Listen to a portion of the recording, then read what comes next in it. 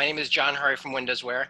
As you know, it's a challenging time right now with what's going on. We're absolutely thrilled to see so many people here on our first ever WindowsWear live session. Many of you are in New York, but a lot are also dialing in from around the world. On the call here, we also have members from the WindowsWear team, including Mike Nimzow, Raul Tovar, Nicole Simi, and Jolene Mojica. As you know, when we started WindowsWear 8 years ago, we wanted to capture, showcase, and celebrate all the work of all the retail creatives around the world as a resource for trends, inspiration, and competitive analysis. Since then, we've built the world's largest community of creatives, and our current audience is 70,000 members and followers around the world. All of you are members of WindowsWear, and we value each and every one of you. And as you know, a key component of WindowsWear is to upload projects on our website. Our database dates back to 1931, so you can explore projects from back then, as well as all the latest ones uploaded by our members.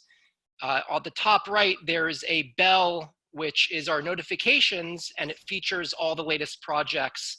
We also share those projects with all of our members twice a week via an email blast, as well as through our Instagram channel.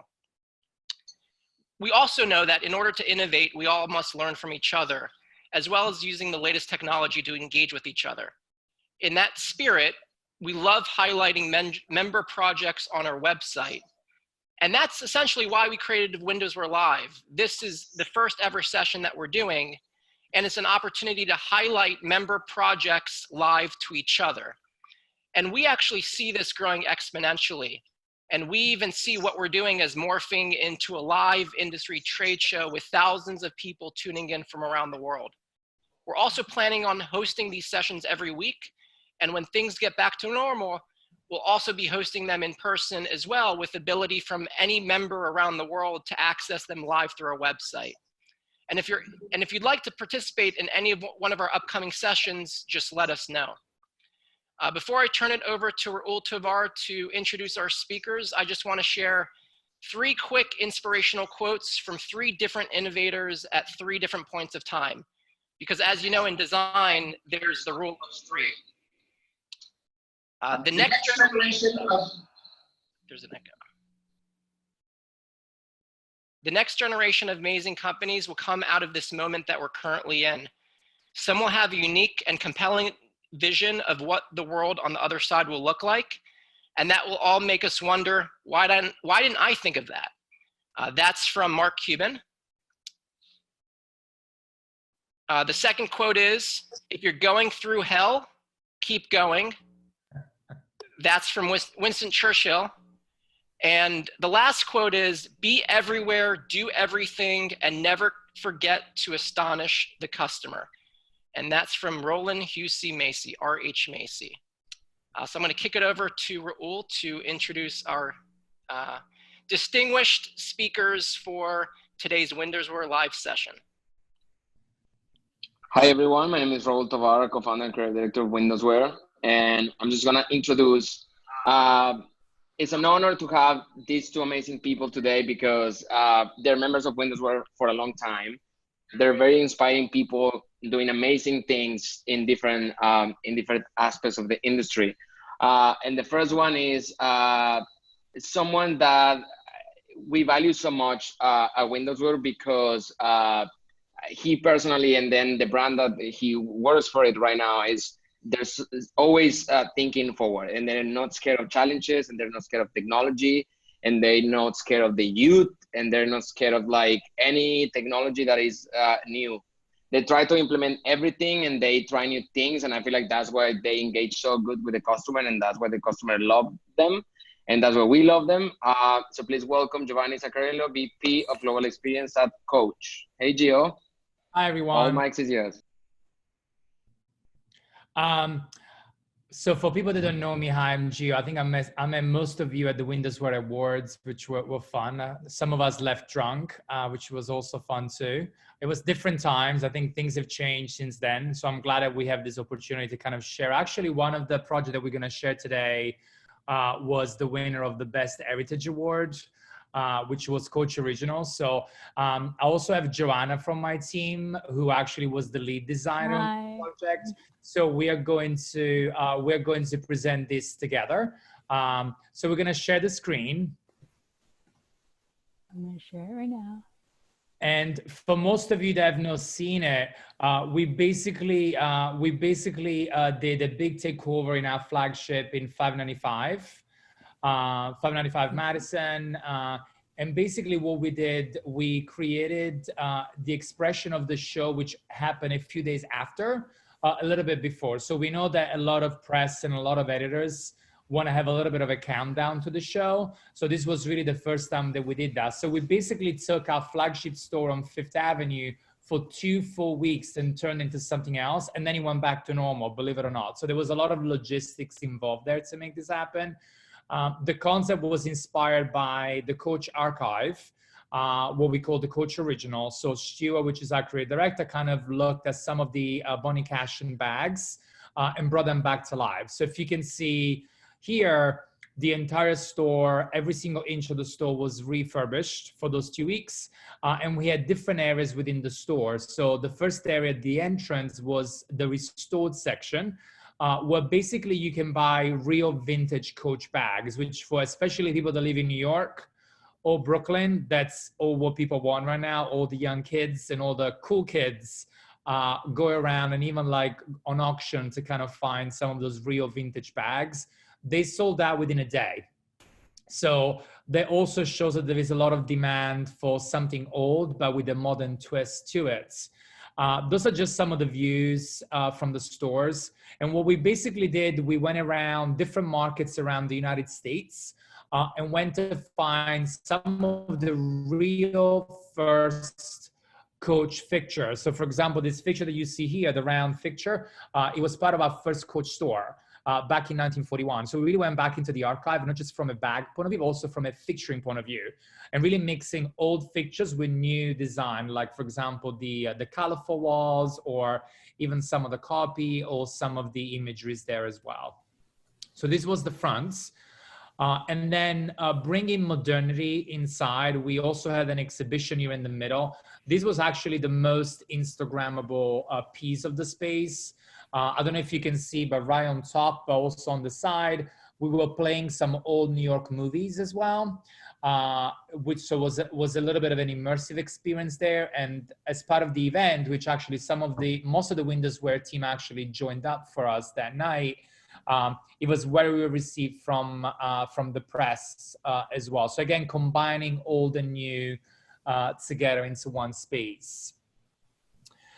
Rented was another section here. So as you guys know, there's a huge push for sustainability. A lot of the vintage bags are unique and one of a kind. So instead of giving it away to one person, people could also rent, let's say, for a month, and then it could be rented by someone else. So this is also something that we want to keep exploring.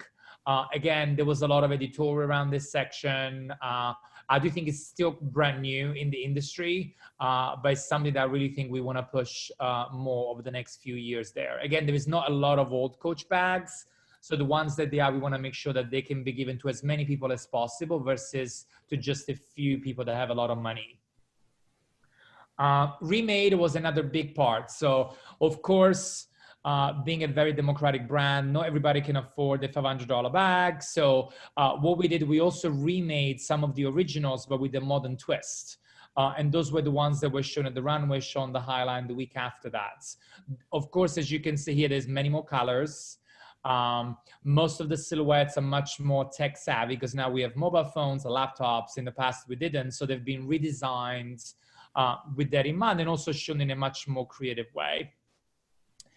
And then just keep going through here. What we also did, we brought some of the archival. So at Coach, we have something called the Coach Archive, actually in the building. And what we did, we brought some of Coach favorites pieces that now we don't produce anymore as a little museum inside the space. And again, this was very well received by the press.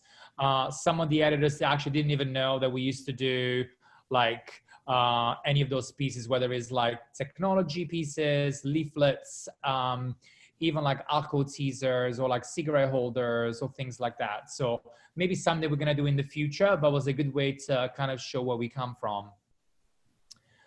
And then goodies. Goodies was a huge success. So again, we have a lot of tourists in New York. So also some people might not know what Coach is. In some of the brands, we have very low brand awareness. So if people don't want to buy a Coach bag, maybe they buy a gift. So we basically developed a lot of giftables, whether it's like cards, whether it's iPhone cases, little bottles, little mugs, puzzles, totes. All with a very, very, very good price point. So again, it was not just about the bag, but this era was also very well received by the press and also customers as well. Remix was the most expensive area in the store, and it was one of a kind. So each Remix bag, there was only one of them.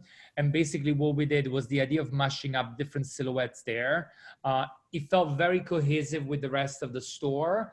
But this kind of takes us through the most exciting space in the space, which was this idea of co-creation. So if you kind of keep going through the slides here, you have what we called Coach Care. So for most people that joined this space, this was the most highly trafficked area in the store. Even if it was at the back, there was about 10, 20 people any given time. So we partner with a lady called Debbie. Debbie, basically, she's obsessed with Coach bags, and it's all about restoration. So let's say if you have a Coach bag that, let's say you have for 20 years, 40 years, you can come back and clean it. We can restore it for free. It's just something that we do as a brand. But this took that service to the next level. Not many people know about it. We don't advertise about it. We're just proud of doing it. But this just got that service to the next level. Now this service is available in all Coach stores worldwide. So the idea is to keep pushing that because we want the bags to last forever, not just for one season. So this was a very exceptional piece of the space, and it's what we called Coach Care. So it's about basically caring about your bag. And then of course, most of you guys are familiar with Coach Creates. Coach Creates the area in the store where basically you can customize your bag. So we have pins, patches. So we partner with a lot of artists around the world to create bespoke pieces that they can be added to your bag. We had 2 artists every day for the rendezvous of the 2 weeks. And again, Joanna will also show you what this will look like over the next few stores. So what we did then, the collection launched in spring before the virus, thank God, a few months before. So the idea was to basically take this on the road. So all of those pieces that you see here, all of those props, all of those pictures were kept in storage for 6 months. And then what they did, basically they traveled the world. And basically Joanna will show you what did that look like. Of course, not everybody can take over the entire store for 2 months like we've done here. This is more the pinnacle and the cherry on the cake. So what we're gonna show next is more of a takedown of this store. But maybe I'm gonna pause for some questions first. I don't know if we have time for that.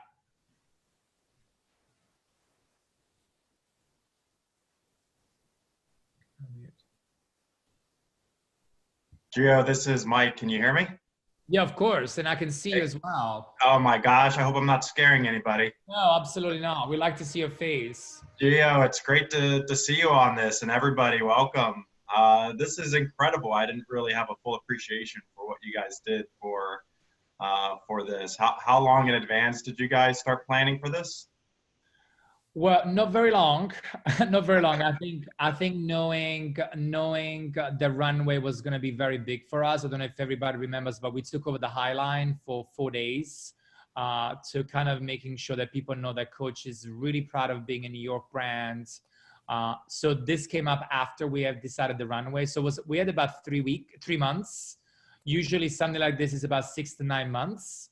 But you know what? It was so worth it because I think it kind of showed a different side of the brand and kind of bringing the history back in a modern way. So, and it took over the world in February, March. So it was just a starting point. A lot of lessons we learned there.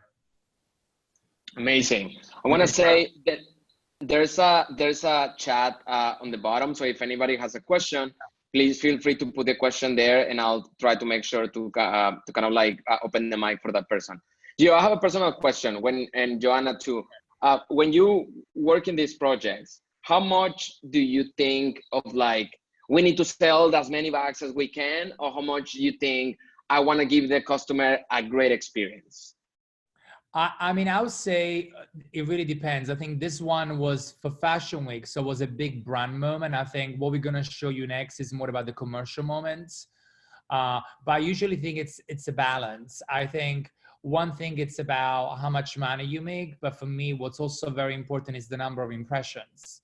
So I think for me, the actual hashtag Coach Originals was one of the most Instagrammed hashtags I coached last year. And I think it was all due to the fact that we had a huge event, we had artists looking at that. So, you know, there is the business component, but there is also the social media component. And of course in Asia through WeChats and clienteling and things like that. So it's impression/business. It's really a balance, but the good news is that it's sold out. Yeah, faster than we expected. So also shows that people actually do like vintage, done into the right way. Of course, in China, what's sold is old. Here, what's sold is new too. So what we do in other markets might need to be marketed in a different way. But people loved it. We were very, very excited about the reaction. Awesome, thanks. And then Joanna now is going to go through some of the best. Of course, this went through many countries, many stores. So we literally picked the best of the best to kind of show through how this concept traveled around the world. Hi, I'm Joanna. Hi, I'm Joanna. also a little awkward when it comes to public speaking, so don't mind me. Hi, Joanna. Hi. Doing great. You're a genius. Already. You're already doing a great job. So for first, with South Coast Plaza. So at South Coast Plaza, we did the atrium area, and we reused all of the fixtures from 595 that you just saw. So we tried to keep it pretty authentic to the original layout with like the same graphics, the same colors, the same fixtures. But the only difference for this is we incorporated ready to wear from the runway. So, and a little bit of a digital component as well. So we had a little digital screen in the Coach Create area that had the JLo content, and also just like showing like our ad campaign and like all the new ready to wear that was going to be also in the space. We also took over like the top areas with like our newsprint with the Coach branding on it. And we were able to hang our Coach Original sign in the middle as well. This is just like a top overview, and we kept like the same areas that Gio talked about it before. So we kept the restored area, the remade area, and then we had the Coach Create area, and our remixed was in the front area. And then this is just like a side view, so you get a better view of like the graphics. We also treated onto the side, similar to like the facade of 595. We did a similar for that. And then this was also the totem in the front area of 595 that we reused with like the vintage cart. And then just like some more detail views of the front area. And then just like product shots as well. So we did the same thing of like the remade and the remixed area. This is right, G? The remixed product. With the, we also had the goodies area in here as well. And this is the remade. And just like detail shots of product as well. And then restored, we used the same vintage fixture that Gio was talking about. And we also incorporate like freestanding mirrors and some hooks to also hang product as well. This is the front area. So we also did, for the runway show, we had what's her name? Richard Bernstein. Richard Bernstein, yes. And then we had Michael J. Fox. We had Barbara Streisand, yeah. And then what was the other? Sold out. Before we launched, that bag sold out and the sweater gone. So that means she needs to come back and do a little bit of a return, I think. And there's just some more goodies area. Some ready to wear. Oh, and this is our customization area. So we also had artists come in and they also did customization for your bag. So they did like painting on your bag. They did patches and pins as well. So there's just different customizations. There was different activations pretty much every day we did. So there's always a different artist there. We also had Debbie there as well doing restoration. And then we also did in-store amplifications as well. So we took over a few of our stores with the newsprint graphics. So it was in-store, and also we have this Aventura kiosk, which is right outside of our store that we did a takeover on. And we used like the newsprint with the Coach Originals logo and like pink risers. And then for in-store, so this was at South Coast Plaza too for our in-store. So this was on our second floor, and the atrium's on the first floor. So we did a full store takeover with the newsprint, and we also incorporate some of the vintage fixtures that were also at $5.95. So we had the Statue of Liberty, the payphone, and the stadium seating. Just like more of like an inside view. This is like the front area.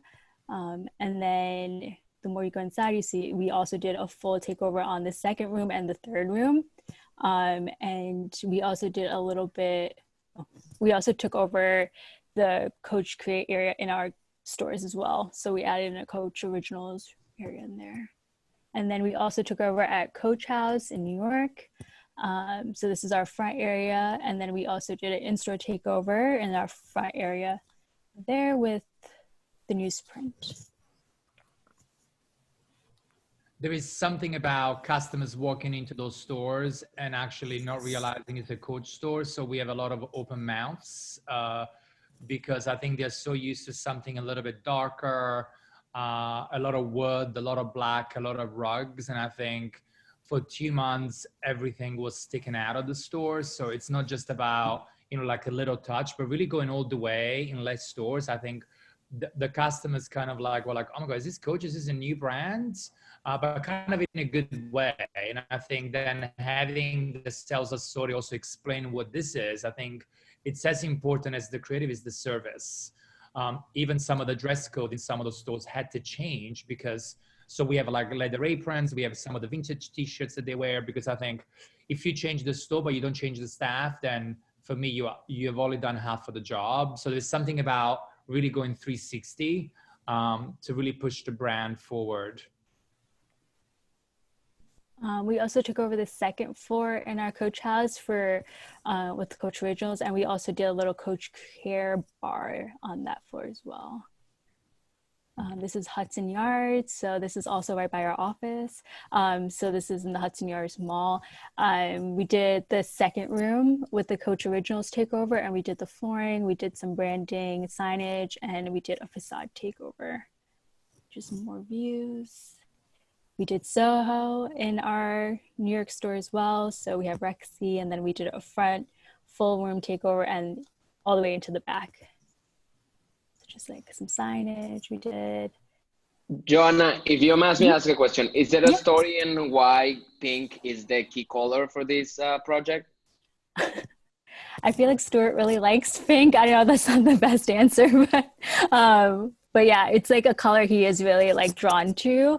And it's a color we use pretty often as a brand as well. We also like that like pop of color, and it was also used inside the facade. I mean, inside the store, we did like the pink, the green, and the yellow, but we stayed more towards the pink.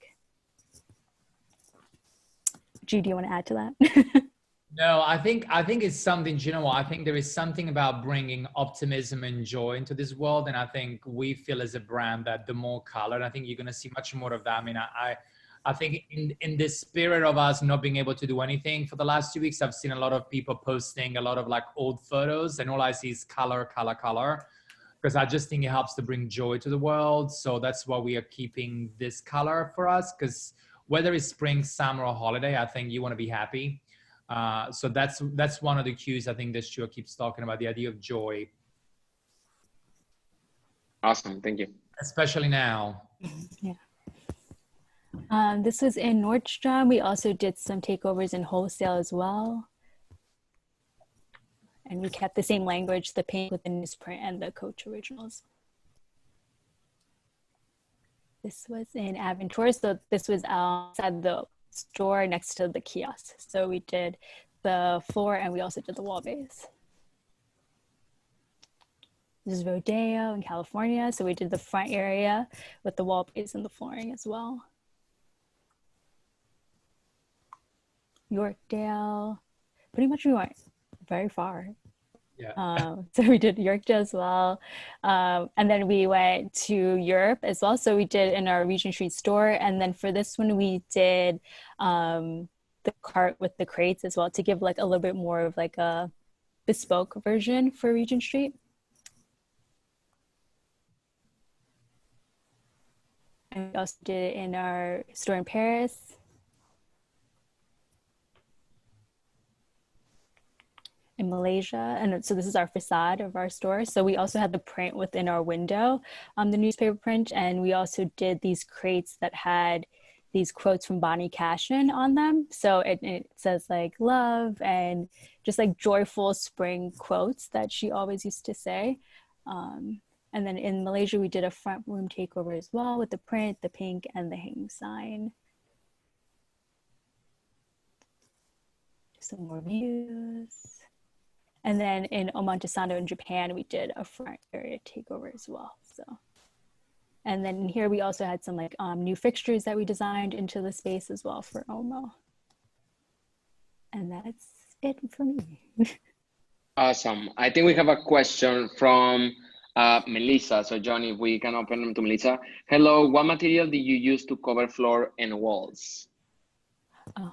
Do you want to answer that? So we did actually PVC flooring for the carpets because we couldn't, some of our carpets in store are inset, so we can't remove them. So we did a PVC like thin material that went over it so you can like cover over the carpet. And then for more of our flatter surface, we did like a 2D vinyl application. And then we also did, for our risers, we did like a wrap for them as well. So, can I ask you a question? Of course.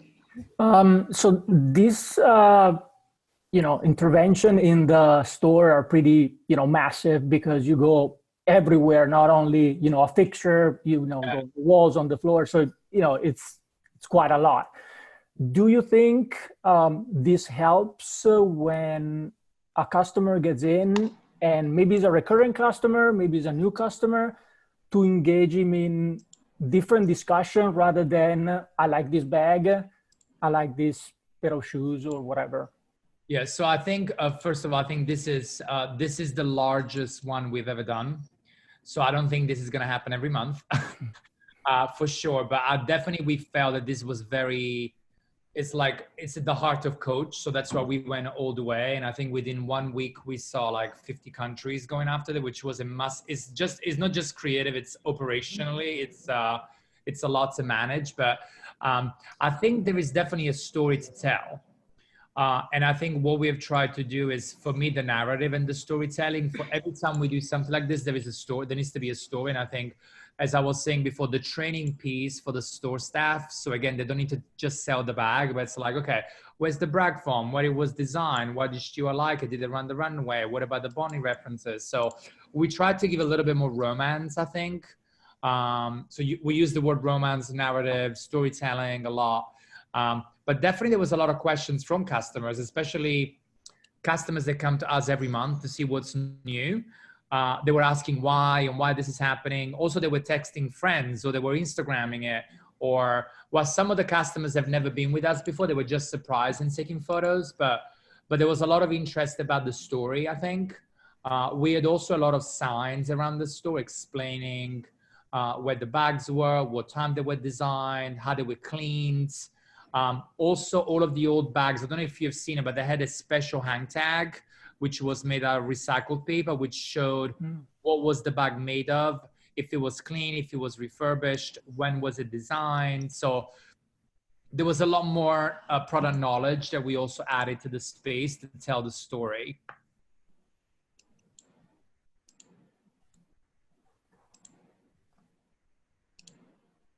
Hey, Gio and Joanna, question.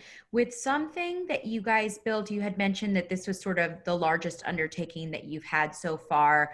What kind of challenges came with that? Sort of thinking globally and translating from different markets, from the idea of like conception sitting in the room to like actually executing it.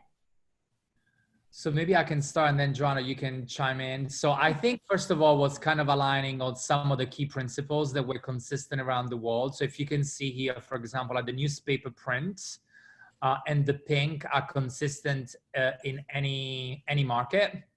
But then what was different was the variation of the fixtures and the layouts.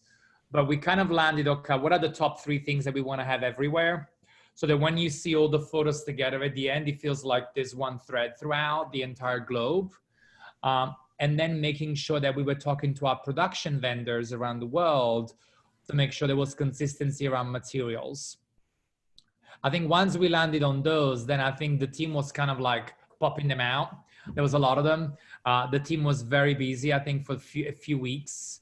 To kind of aligning on what those were. But I think it was about understanding what the foundations, creative foundations, what those staples, and then really going along with that. I think we've learned a lot around logistics, also around just the operations and how things work, especially having 50 different countries.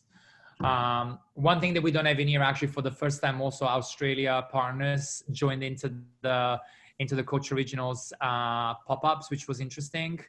So I think the operation piece was critical. Awesome. Joanna, do you want to add anything or? No, I think you covered everything. Great. Yeah. Does anybody have another question before we jump into our next guest?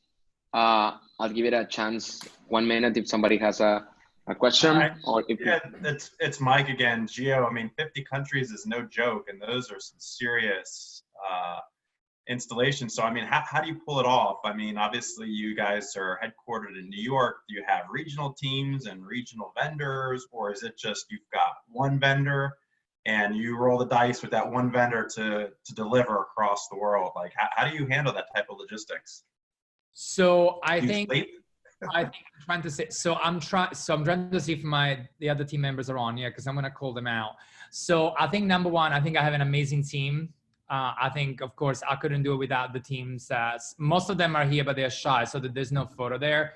But also I think having great production partners. So I think there's actually Megan Kirby's online. I'm going to pull her out. Megan Kirby's right there on mute, but she helps us make this happen. So she will connect with all of the production people around the world, whether it's Japan, Korea, Southeast Asia, North America, Europe, to make sure there is consistency around how we're approaching it. I think 50% is the creative, but the other 50 is production. So I think kudos to creative team, but also Megan Kirby on the line as well, for kind of really connecting the dots to make sure that everything looks like we want. Because to your point, and she's right there. Megan, say hello. Hi. Just to make sure that, not every market goes out and finds their own vendors and their own materials, so the things look cheap or they break away. For me, it's 50-50. So you got the magic and then you have the logic together to really make it successful. So, but we couldn't do it without the team. Megan, tell us a little bit about you. Tell us your role. We want to know. Tell us the gossip. What's it really like to work with Gio? Tell us the truth. Oh, no. I wasn't really ready for this, so you're going to get a very honest answer.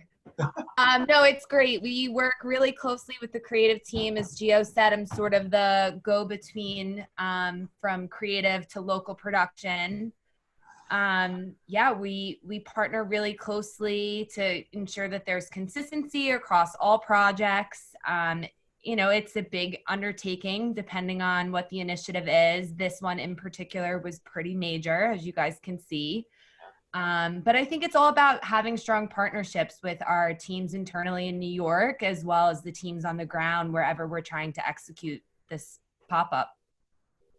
And Megan, do you do a lot of traveling when you're trying to manage these regions? And do you think, like, moving forward, just given the virus situation, that you're going to try to do more digitally? And do you foresee any changes in how you execute the plans, or what's your thinking?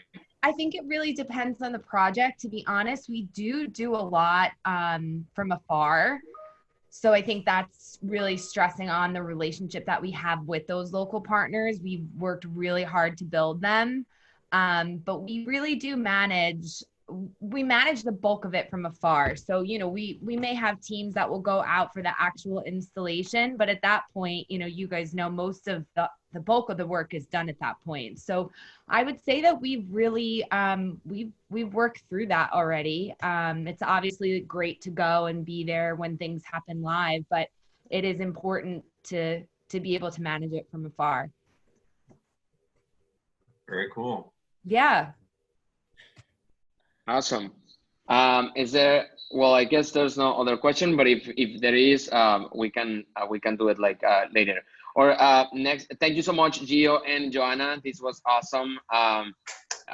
You guys are geniuses. Yes, and yeah, Mike said it was massive. Like up to this point, you know, when I used to pass the streets 3 weeks ago. All I see was like the sign, you know, Coach Regionals. So it was pretty kind of like stuck in my brain. Our next guest is somebody who actually has worked with Coach and in this project, I believe, or part of this project.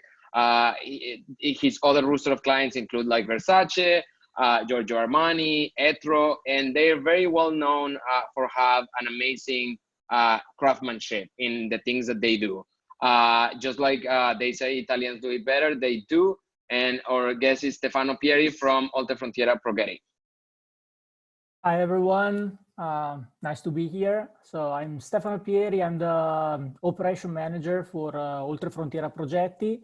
I'm more of the operation side, less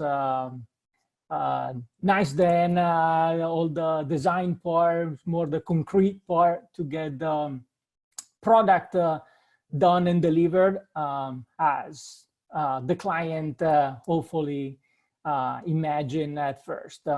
I've more of a business management background. I have an MBA in Bocconi, so close to the fashion luxury side in Milan, but working in Windows and in the visual part is as much designed as operation, production, delivery, installation, and first of all planning, as you know, Giovanni and Joanna were talking, because in the end, yes, the pencil draws the design and thinks how they would like to have this, you know, visual presented in their store, but in the end, you need to also make it real.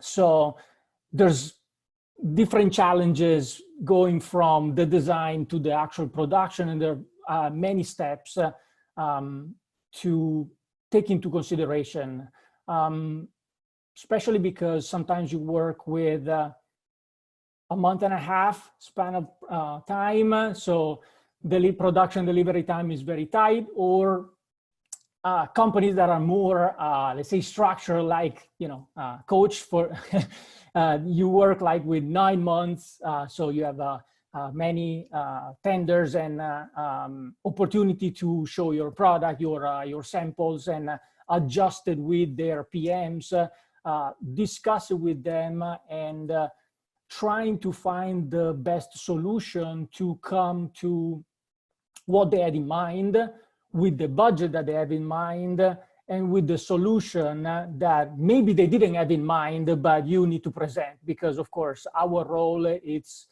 to deliver what they want, but also in the best way possible, and the cheapest for them, of course. So yeah, we worked with Coach for the, let me see if I can share, on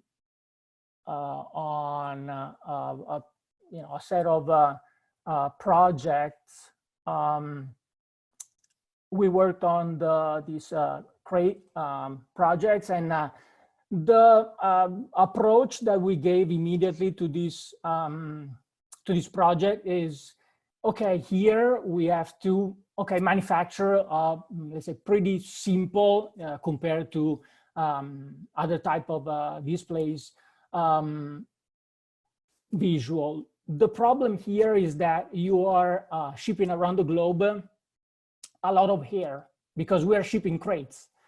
So the way we address this display is to find the way to make it breaking down so that the volume that we're shipping was less than the actual volume of the display. This way, it's, you know, sometimes you don't think it, but in the end, saving 10 or 15 or 20% in volume, it's not for me any saving, but it's for the client, a lot of saving. So he can say he can choose me instead of someone else, because in the end they are, you know, making this, you know, less volume and less, you know, hair shipment or container shipment. You know, they ship all over the world, so it's a lot of volume and a lot of to consider. So this is the approach that we gave right away to the product, and I mean, in the end, is what favored us. It's you know, I can show you if you want a quick video how this started, how this unfolded at the beginning. So it's a very easy process. But in the end, this helped, I guess, won the project. And first of all, you have to imagine something that has to be done easily without tools, most probably without extremely skilled people, because it needs to be cheap for the client to assemble.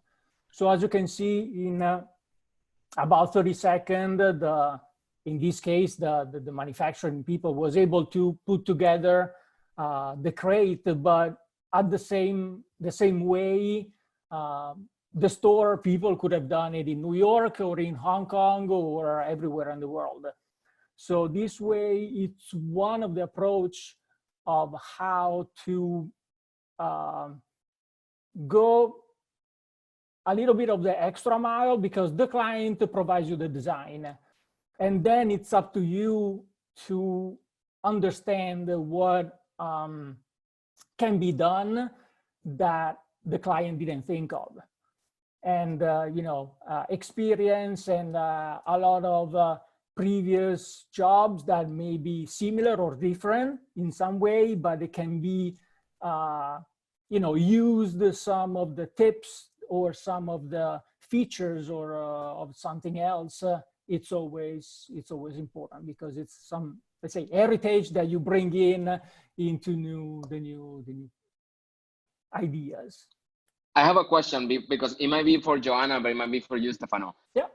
Joanna, when designing a project like this, do you think about that? Do you think kind of like, oh, I'm gonna try to make it easy for my specialist, or do you just like think I'm gonna do the most amazing thing I can, and I don't give a F in how they do it? Or do you have to really be like, because then it's double the work. I just realized this video was awesome, Stefano. Like, I never thought that that's how these boxes came to life. I thought you would ship them like that from China or something, from Italy. So, but I want to know if Joanna also designs kind of like, oh, this is gonna fall this way, so it's flat, blah blah blah, or do you just kind of like let your imagination go, and then you have another person like Stefano kind of like developing that idea? I would say it's the second part of the answer. We pretty much design and try to innovate. So like sometimes we try not to think too much about like execution, because we're trying to push the concept as much as we can. But we work really closely with our production partners, who work really closely with like their vendors, to like make sure we can execute it as like seamlessly and as easily as possible. Because and then we do test them and things like that. But usually for concepting, we try to push as much as we can to get what. Amazing. Yeah. I mean, I think it's our role as a partner of the client to give solutions, because they are not a manufacturing company. Because if they were, they wouldn't call us. So in the end, it's the good designing company, the good manufacturing company is the one that not only gives you a good final product with a good quality, a good price that you want, but gives you also solutions. Because in the end, it's what makes the difference. Because, you know, there's a lot of good manufacturing company everywhere in the world, but in the end, if you just, you know, read as a book what they give you, it's the result is, it can be perfect, but I mean, having a volume that is 20% less for a coach was, you know, probably the thing that made easier the decision on us. I don't know their process of deciding this, but for sure it's something that could be part of their decision process. Stefano, so I think you guys were incredible, and I think I know that you said you were the logical part of it, but I do think actually coming up with this idea is also being creative. I think the creative is not just about the creative itself, you know, which is what Joanna does, but it's also about coming up with an innovative, even like the packaging and how you pack it, how you ship it, for me is also creative. Because if we need to buy one boat to come over from China and spending all that money versus having only half of a boat, then it saves money, helps the environment. Like there's so many good things there. So I think, I wouldn't say you're not creative. I think you're also creative, but innovation can come from a lot of different places. And I think that's why we kind of love to work with you on those projects when we do. And I think this is a project that actually it's still in our windows today. It's something that we love, and it's going to be with us until fall. So we're pretty excited that this worked. And it was, again, also you see the rats. I don't know if you guys see the rats. We have a little rats there too. We love rats at Coach. I mean, John and Raul know well, we love rats. So, Stefano, what do you require from your partner, from your client, in this case, Coach, Gio, Joanna? What does it make your job easy? What do you need from them in order to make your job easy? Usually what makes easier our process, it's when they have a clear idea what they want. There are clients that change the idea very often, and this makes, I understand that they also have their own process where there is a design and then things evolve or change through, you know, a span of, you know, depends on how earlier or how close to the deadline you are. But if you don't have a clear idea of the material that you want, or the design that you want, or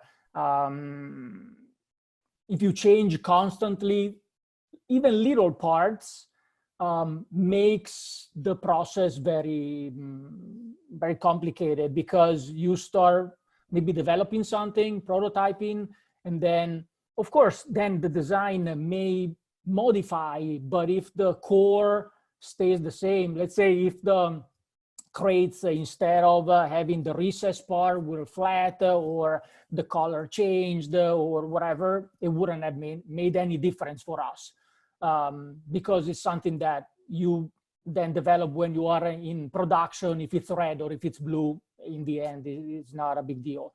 If instead this crate would have become like a pyramid or something else, it would have made it more complicated, because all the effort that we put into, you know, make it breaking down, then it becomes harder to implement it in a new product, basically.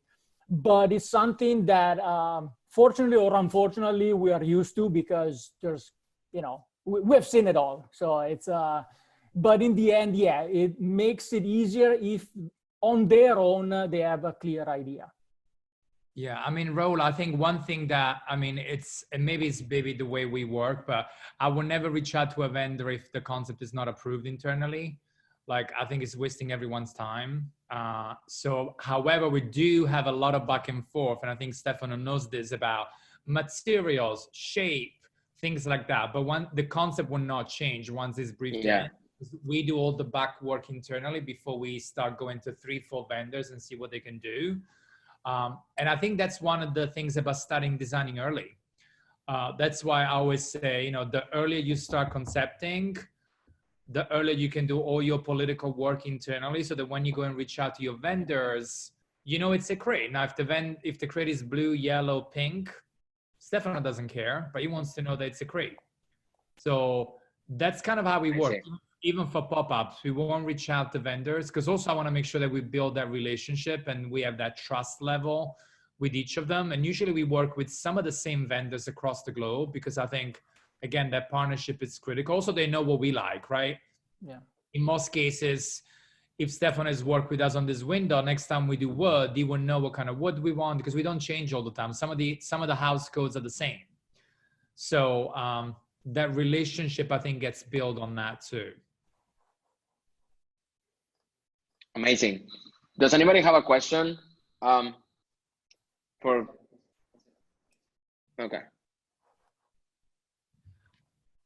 Perfect, Stefano. We can continue if you want.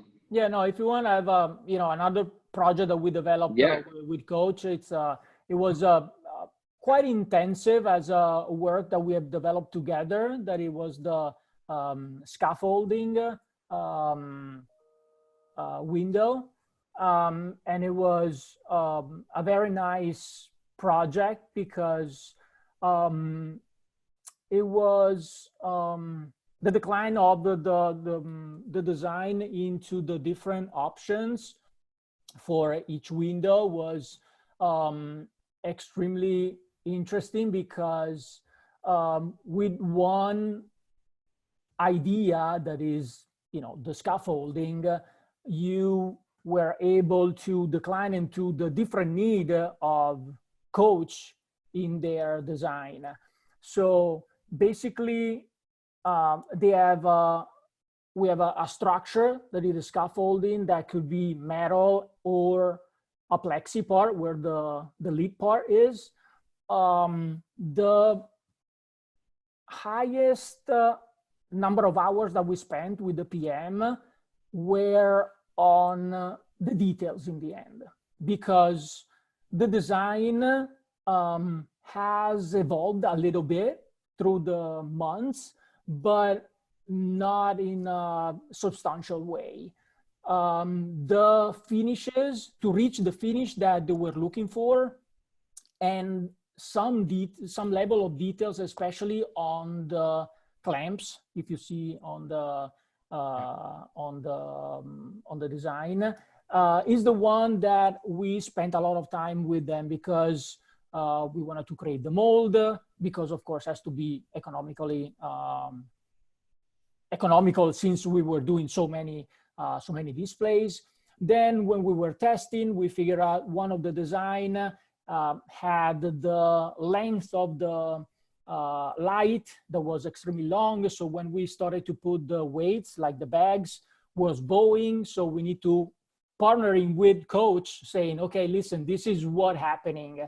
And it's something that is not linked to the material, or to, I mean, it's linked to the material, not linked to default production. So we need to come up together with something. So we added some extra structure to avoid breaking or aesthetically looking not pleasant, because of course, if you see a bowing light, is not pleasant to see it. So then we need to have a consistency in the coloring, let's say like this. So it was important that through the different displays and different timing of exposure, because this at the beginning was done, thought with filters to cover, let's say, create the color inside of the plexi tube. But after leaving the display for several weeks, we saw that the filter was slowly fading the color. So that would have been compromised through the months. And it's something that, of course, we don't want, because if this is around the globe, first of all, you don't want to incur in issue to then save the display and sending people around the world to fix it. Second was something that would have never been fixable, because you cannot in store fix this type of issue. So the result was study a way to pigment the tube from the inside. This way the color would be consistent all the time, always the same, and the durability of the color would be maintained through the months that the display was on. So even though when you look at the window and you think, okay, this is a fairly straightforward design, the work that there is behind between us and the brand in finding solutions to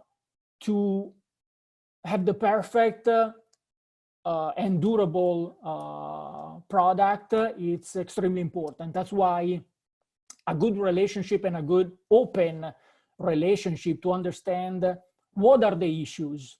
I suggest you this because of this could happen.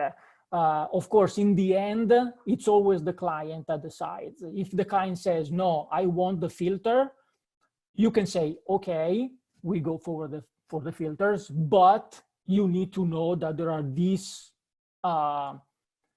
possible consequences. I mean, it's important to explain everything and try to work together before any possible problem arise. And this is, I think, one of the best advice that I give to everyone that works in this business. It's have an open, always open discussion with the client, because if they trust you as a supplier, they will listen to you, and together you can find a solution to get to the design they want and the guarantee that you suggest.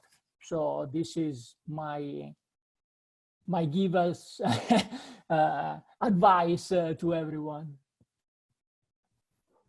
Stefano, this is very impressive work, and I love the gradient in the lighting here. It's unbelievable. What other trends were you seeing up until now in terms of displays, whether it's the windows or store interiors? Do you see more trends, for example, in the use of LED lighting? Is it in terms of 3D props that somehow are more conducive for social media photos or social media content? Could you just talk a little bit about types of trends or the direction you think the brick and mortar visual communication is going based upon your experience? I cannot answer as a whole because it all depends a lot on the brand, because we work with Giorgio Armani that has a completely different feeling than Etro, than Dolce & Gabbana, than Versace. Everyone though has one goal in common, of course, that is to attract. And everyone does it, but in a slightly different way. There's someone that links it to their catwalk, for example. So you see the catwalk and then the window that afterwards follow that idea, that image. There is the one that puts everything in the effort of social marketing. So everything that has to be sort of Instagrammable. So an area that people are attracted to go in and share. And there is someone that is completely apart from anything of this and just follows his heritage. So they have their, you know, spokesperson or their, because most probably are not, let's say, trendy brand, are more like an established brand. Think about a brand that is for, you know, like a Brooks Brothers brand or a Brioni brand, doesn't need a flashy type of display, needs to communicate to their customers. We are here, this is our brand, this is our image, that is consistent through the time. So it depends a lot on the brand that you work and talk to.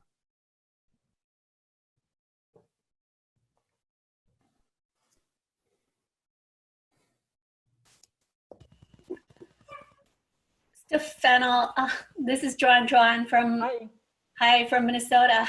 This is really an amazing idea and execution. And I teach visual merchandising, and our students oftentimes, they don't really have problems coming up with very creative ideas, but they do have problems with executing. So I'm really curious, what kind of expertise do you have in your team? Do you have, like, carpenters or, technology people, or what kind of makeup is your team? So let's say that I don't have a technical expertise, but I've grown it through the years because I'm more of a management type of knowledge. But working with clients and with projects, you start building it. So for sure, your students will grow it with experience. But of course, in the team of people that work in visual merchandising, you have to have an extremely skilled person. Not only that know how to do things, but especially know what the new technologies, what the new production feature, new way of making things more ecological, more faster or cheaper. The world is evolving also in manufacturing very fast. You will never have in one shop all the technology and all the possibility of doing everything. So having a reliable way of sourcing this, so supplier that can support you in this, it's extremely important. So they have to, of course, as students start from learning the basics, let's say, but they have to also know that by themselves they will never be able to do everything. So they have to be able to rely and find reliable suppliers, because the finish that coach wants for their displays is completely different than the finish that another brand wants. And maybe the same supplier cannot reach it because of the different reason that can be. Also because we work with 300 displays as one customized display. So quantities also has a huge importance and a huge influence in cost, and if a supplier is interested in working with you or not. Okay, great, thank you. Thank you.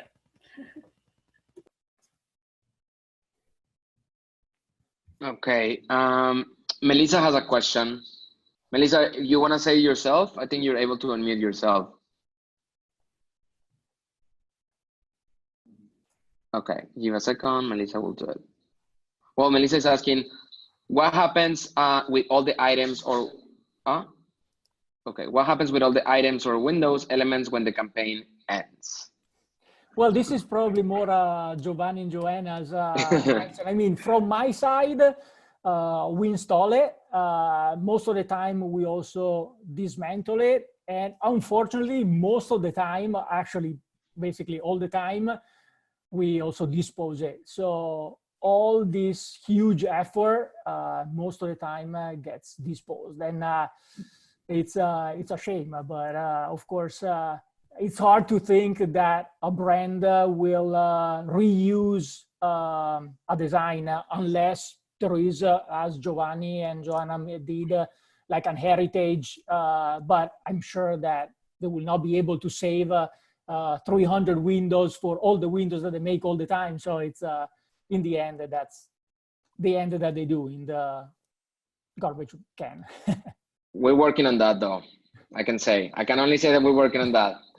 No, Right, I mean, Gio? I'm sure it would be it's a shame because it's in the end most of these windows are a piece of arts, and That is, say that again. no, Yes. really, it is a shame. We totally agree, and I do think, and again, I don't want to say much, but I do think I'm actually not a fan of that. I'm not a fan of destroying things, and I'm kind of want to work with WindowsWear on something that maybe we're gonna do in the future. So hopefully you guys will be part of that. We're kind of brainstorming what that could be. And I think especially in today's world, I think we need to find different ways to reuse things. So much more to come on this topic. Yes, I mean, I can think support that. it's a topic that it's always in the air.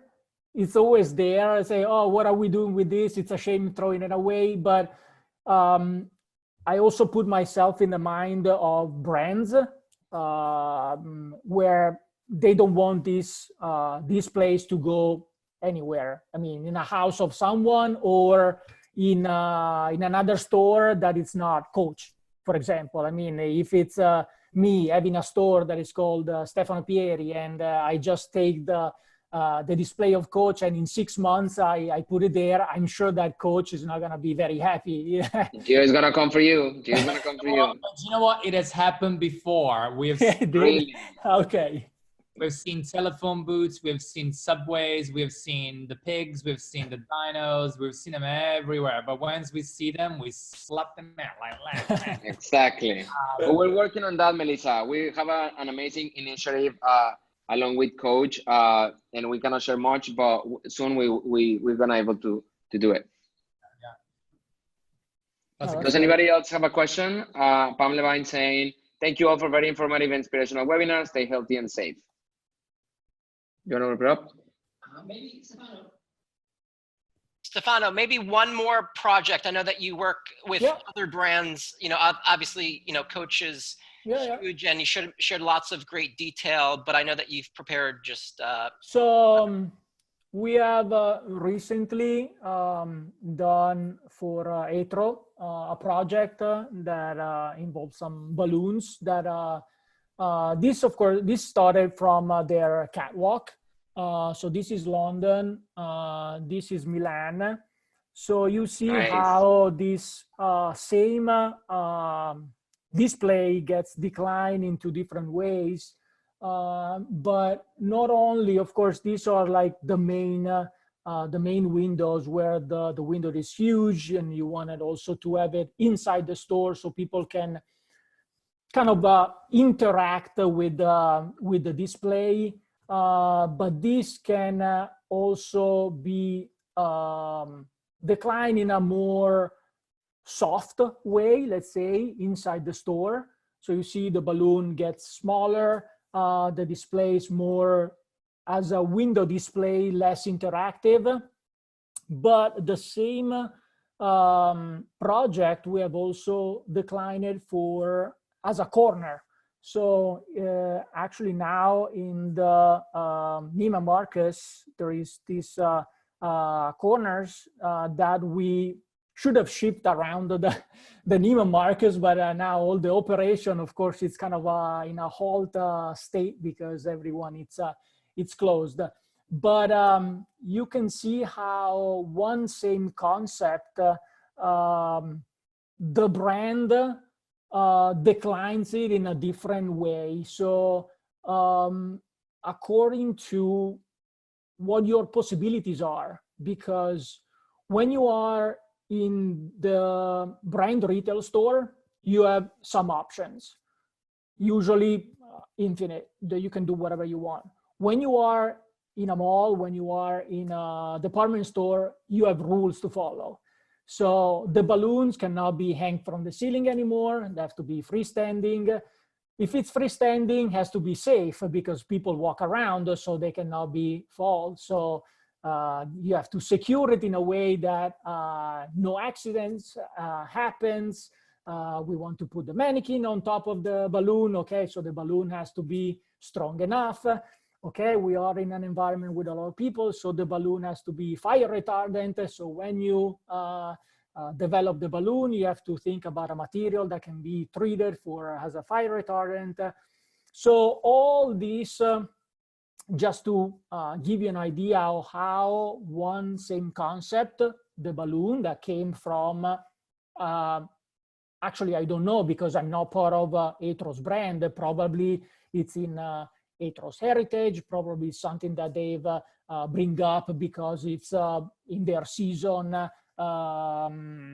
new line. I have no idea, but this was the design, balloons, probably as a cruise collection or something. But for us was decline the concept into more possibilities for the brand Atro to show it around. So in a more engaging and interactive way, in London and Milan, when you have the balloon that is huge and you can walk around, as a window display where you have the balloons that create this type of idea of the balloon floating, and in a more, let's say, safe environment when you go into Neiman Marcus, because you are bringing the brand, you're bringing the image, but you have the underlining rules that you have to follow because of the place where you're showing it. So this is, in the end, when you're manufacturing and designing, this is the part that decides everything, because the client can say, okay, I want the balloon hanged from the ceiling. But if the mall doesn't allow it, you can say, okay, yes, let's do it. But then you get there and you cannot display your item. So it's very important when you develop or talk to the client to have an overall view. So the planning, the operational is something that usually comes after, because you have to plan the shipping, the installation, this and that, but sometimes it has to come before. Because if you don't know that there are these limitations, you're manufacturing something, you're delivering something that cannot be go live, and that's a problem. Oh, incredible. What is it made out of, Stefano? It's a foam. It's a fire retardant foam. It's craved, and then there is a vinyl that it's heat applied, so the seams can go inside the curves of the balloon. Then in the end, you have the base that it's a MDF cube covered in leather and golden strips. Then a metal structure to hold the balloon on top, and the balloon is just foam craved. Will that go on fire quickly? No, that that will self-extinguish, let's say. Okay, nice. I see one with an R. Am I gonna steal it? Yeah. Does anyone have any questions about this project for Stefano? You can either chat it or just unmute yourself and speak.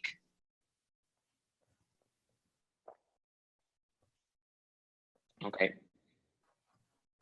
Giovanni is saying looks awesome. Very impressive for sure. Yeah, very cool. Stefano, I want to respect everyone's time. You know, it's 5:15 now Eastern. Why don't you share with us one more project? I know that you had a handful.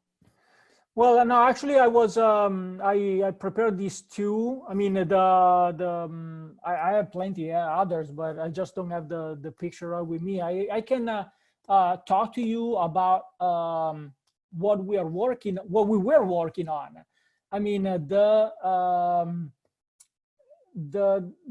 situation now. I can talk to you a little bit about what it's happening now and what I think will change a little bit in the future, if you want. What this situation has arisen is that a global presence, not only as a retail for the brand, but also as manufacturing. is key. Relying only on one region, it's risky for everyone. And as a company, Oltrefrontiera has the advantage of being present everywhere. So we are in the US, we have manufacturing in Canada, in Mexico. We are in China with manufacturing over there. We have manufacturing in Europe, in Italy, all over the place. Of course, this spread of knowledge and manufacturing in this moment doesn't help because we're all in lockdown. But in general, if one area is suffering because of whatever reason, we are able to cope with the other areas where we are present. And I believe this is a huge lesson for everyone, and will help us work in developing relationships that are both local and international in a different way. Fantastic. Yeah, thank you for sharing that. If anyone doesn't have any more questions, we're going to wrap this up, and then we will let everyone know when we're doing this next. But like I mentioned before, we are looking to do this every single week and invite more of our members to showcase their projects. And I think that I can speak for everyone here on the line. This was extremely innovative and insightful and informative. And we really appreciate you sharing these insights, because I don't think any of us would have actually been able to gain that information and knowledge just by, looking at it. And it's very impressive work. And, I also think that given where we're at today, it's actually very inspiring. It makes me want to go to all these places that, we're not currently able to go. And so I think in the past, if you said, why are you photographing visual displays or stores or windows? Because you can go experience it. But now that we're not able to experience it, I think we definitely have a new appreciation for it. So I just want to give you guys a round of applause and thank you very much. Stefano, very impressive. And last thing, that's the rule, we got a chat. Gio, any final thoughts? Anything exciting while you're working from home? Any crazy, fun, exciting projects you're getting in your mind? You know what, I think it's given everybody time to pause for a second. I mean, we're still marching through because Zoom has changed our life, but I think everybody's having a lot of time to think ahead, but also maybe think differently. So I'm sure there's going to be a lot of innovation coming out of all the creators on this call, because I think usually we don't have time to think. We're just moving from one thing to another. But I think I'm using the time to really think differently. And I'm sure everyone on the call is doing the same thing, because this time we're not going to get it back. So make the best of being at home and stay at home. Don't get out. Yeah, Gio, Awesome. Joanna, and the coach team, thank you so much. You guys are always being very open to talk about this. Not many brands are like that. And I feel like Mike, John, and I, when we start WindowsWear, we believe that, yeah, there's a way to maintain an heritage, but also the more that you're open to the public, the more that the people desire the brand. And I guess that's something that you and your team does very well. Those insights that you just share, they usually, like 5 years ago, 10 years ago, no one would share them. And they'll be very jealousy of like what they put out there. So I feel like when you're very sure of who you are, when you're sure of your creativity and your craftsmanship and your ideas, you don't scare of like the world stealing them, because like they're your own. So thank you so much for that. That's why we evaluate so much the relationship with you and coach and your team. Thank you. Thanks, Stefano. See you Thanks, next week, Gio. guys. Yeah, Thank you, guys. guys, have a good one. Thank you, Stefano. Thank you, Raul. Italian's doing better. See you. I agree now.